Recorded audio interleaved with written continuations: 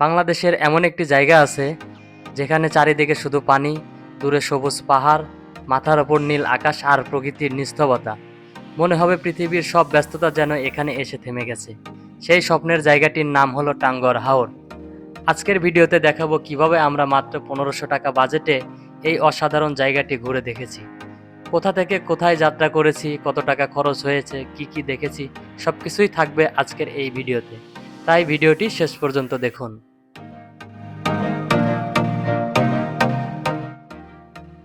আমাদের যাত্রা শুরু হয় ঢাকা থেকে। বন্ধুদের নিয়ে আমরা একটি রিজার্ভ বাসে করে রওনা দেই সুনামগঞ্জের উদ্দেশ্যে। সারা রাত ভর ভ্রমণের পর সকালে পৌঁছে যাই কামলাবাজ ঘাটে। ঘাটে পৌঁছানোর পরেই চোখে পড়ে সারি সারি নৌকা। এখান থেকেই শুরু হবে আমাদের আজকের আসল অ্যাডভেঞ্চার।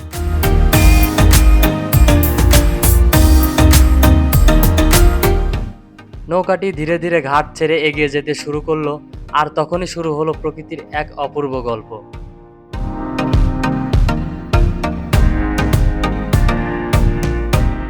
নৌকাতে ওঠার পরেই আমাদেরকে সকালের খাবার হিসেবে দেয়া হয়েছে এক প্লেট খিচুড়ি ও একটি ডিম।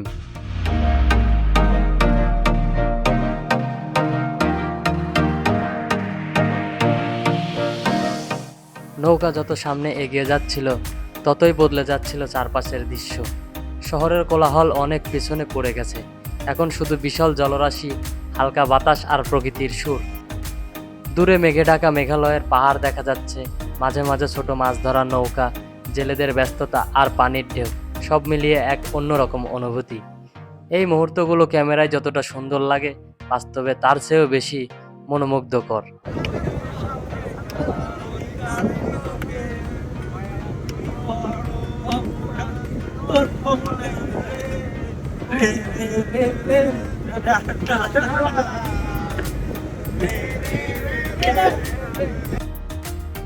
টাঙ্গর হাওর শুধু একটি পর্যটন কেন্দ্র নয়, এটি বাংলাদেশের অন্যতম গুরুত্বপূর্ণ জলাভূমি। এখানে রয়েছে অসংখ্য দেশি বিদেশি পাখি, বিভিন্ন প্রজাতির মাছ এবং সমৃদ্ধ জীববৈচিত্র্য। বর্ষাকালে পুরো এলাকায় এক বিশাল জলরাজ্যের পরিণত হয়। তাই বছরের এই সময়টাতেই সবচেয়ে বেশি পর্যটক এখানে আসেন। প্রকৃতিপ্রেমীদের জন্য টাঙ্গর হাওর সত্যিই এক স্বর্গ। বন্ধুরা, আমরা ওয়াচ টাওয়ারের সামনে চলে এসেছি। এখান থেকে আমরা জন প্রতি 40 টাকা করে নৌকা নিয়ে ওয়াচ টাওয়ারের সামনে ঘুরব।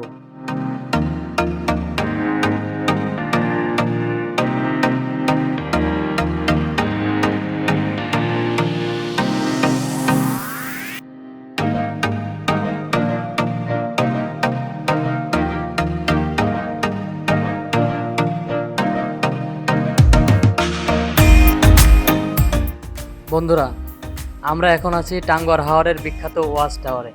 এখান থেকে পুরো হাওরের বিশাল জলরাশি একসঙ্গে দেখা যায়।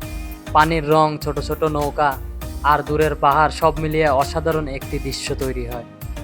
পানি নিরাপদ থাকলে অনেক পর্যটক এখানে নেমে গোসল করেন, তবে নিজের নিরাপত্তার বিষয়টি অবশ্যই আগে নিশ্চিত করবেন।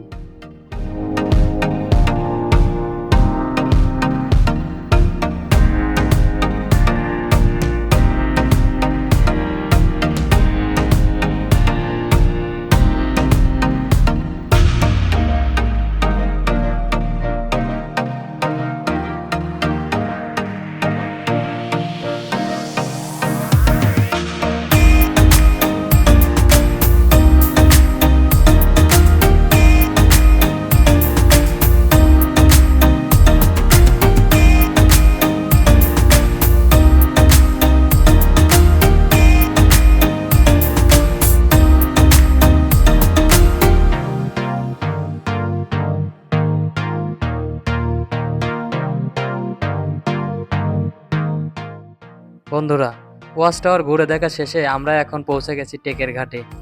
তো এখান থেকে আমরা দুপুরের খাওয়া দাওয়া করব। দুপুরের খাওয়া দাওয়া শেষে আমরা আবার রওনা দিব অন্য স্পটগুলো দেখার জন্য। এই হলো আমাদের দুপুরের খাবার। আনলিমিটেড ভাত, এক পিস আলু ভর্তা, এক পিস মাছ ভর্তা ও মুরগির মাংস। তো খাওয়াটা অতটাও ভালো ছিল না, যাই হোক কিছু আর বলার নেই। খাওয়া দাওয়া শেষে আমরা চলে এসেছি নীলাদি লেকে।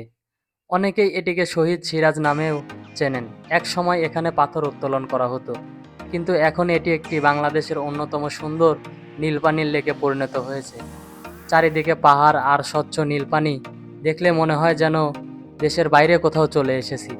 এখানে আমরা কিছুক্ষণ সময় কাটাবো, ছবি তুলি এবং প্রকৃতির সৌন্দর্য উপভোগ করব।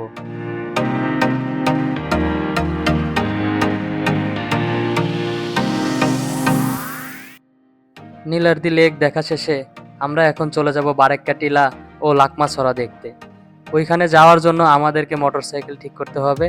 আমরা জন প্রতি 250 টাকা করে এই দুইটা স্পট দেখার জন্য গাড়ি ঠিক করেছি।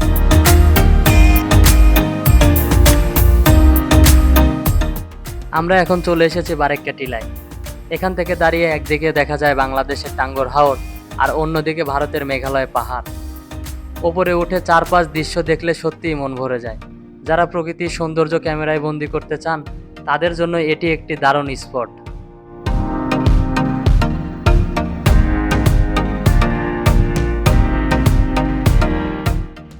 বন্ধুরা, বারেক্কা টিলা ঘুরে দেখা শেষে আমরা ছুটে চলেছি লাকমাছড়ার দিকে।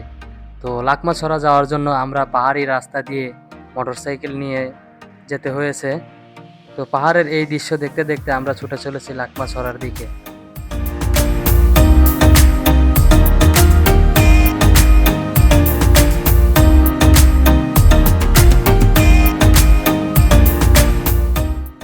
বন্ধুরা, অবশেষে আমরা পৌঁছে গেছি লাকমাছড়াতে। এটি সীমান্ত ঘেঁষা একটি অসাধারণ প্রাকৃতিক ঝর্ণা এলাকা। বর্ষাকালে পাহাড় ঘেঁষে নেমে আসা স্বচ্ছ পানির ধারা পুরো পরিবেশকে আরও জীবন্ত করে তোলে। চারিদিকে সবুজ পাহাড়, পাথর আর ঠান্ডা পানির শব্দ মনে হয় যেন প্রকৃতি নিজেই একটি গান গাইছে। এখানে এসে শুধু ছবি তুললেই হবে না, কিছুক্ষণ চুপচাপ দাঁড়িয়ে প্রকৃতির এই সৌন্দর্য উপভোগ করুন। তবে এটি সীমান্ত এলাকা হওয়ায় নিরাপত্তা বাহিনীর নির্দেশনা অবশ্যই মেনে চলবেন।